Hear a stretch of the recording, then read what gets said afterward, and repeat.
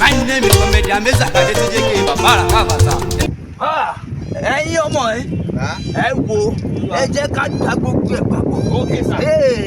Abraham wà nínú àdúrà ìbílẹ̀. Yóò orúkọ Jésù. Ẹyẹ ìgbà ọpẹ́ wa. Ẹyẹ ìgbà ẹ̀yìn wa. Olúwa lọ rírà rẹ̀ mọ́ bá wa lọ. Lọ́mọ bá wa lọ. Darapọ̀ mọ́ wa. Jésù Olúwa wa. Mi lórúkọ Jésù.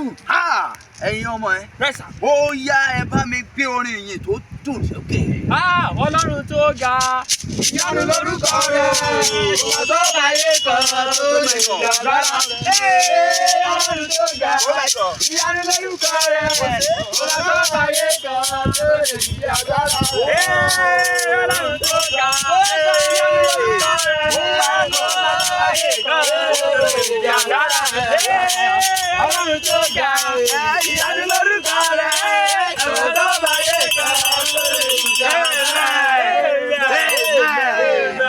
Ẹ̀fá, you are welcome. Ẹ tiẹ̀ dé sásìkò tó dáa. Torí báyìí kò yá yín Ọlọ́run bá dé náà.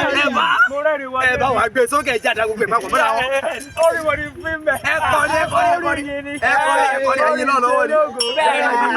Orí pọ̀ burú bẹ́ẹ̀ ni kò rè mí. Ẹ kò wà lórí fíìmù náà. Kò sí ó yá. Ọjọ́ kan ń bọ̀. Ọ̀rẹ́ padà, ara padà, ọ̀rẹ́ arélé mọ́. Gbogbo tí a bá ń ṣe kára ní ìkú. Ìpàdán omi àjà lólo. Ìpàdán omi àjà lólo. Ìpàdán omi àjà lólo. Ìpàdán omi àjà lólo. Ẹ dẹ́kun inú gbogbo orin tẹ́ ẹ̀ ti kọ látàárọ̀ ẹ̀yin ọmọ dáadáa. Kí ló ń papọ̀ mọ́ ikú mi bẹ̀? Kò sí bẹ̀rẹ̀ àdúgbò. Orin yìí náà ń kọ́ látàárọ̀. Broda, ẹ máa gbé orin kú lọ sí ẹ̀dẹ́gbọ́. Ẹ máa lọ jáde. Kẹ́hìn àti ewo lọ́rọ̀ àdó. Kí ló ń kàdán ní gbogbo kọ́dá sọ ìgbà ìlú? Àdó kù ní tẹ bá jẹ pé gbàdọ̀ ní ìsinsẹ́ ní jáde tó bá dé alẹ́. Ẹ yẹ làdó náà. Ẹ yẹ làdó náà. Ẹ sọ ẹ yẹ. Ṣé mo lómi ni?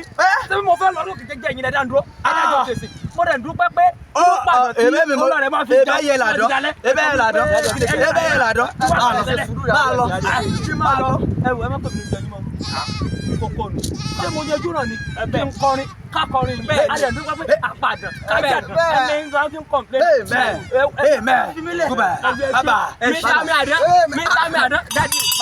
Amen. Àdán ni wọ́n. Ó ní ìwọ̀n yẹn sì dò. Close it time. Kí ló pa ìdá? Close it time. Kí ló pa ìdá? Close it time. Close it time. Ẹ ká lóko ẹ máa lọlé. Ẹ máa lọlé ẹ máa lọlé. Dadi kí ló Ẹ pa máa ìdá? lọlé. Adóòsì bímọ. Adóòsì bímọ. Kí ló padà wọ́n mi àjà lóró. Kí ni ìtumọ̀? Adóòsì.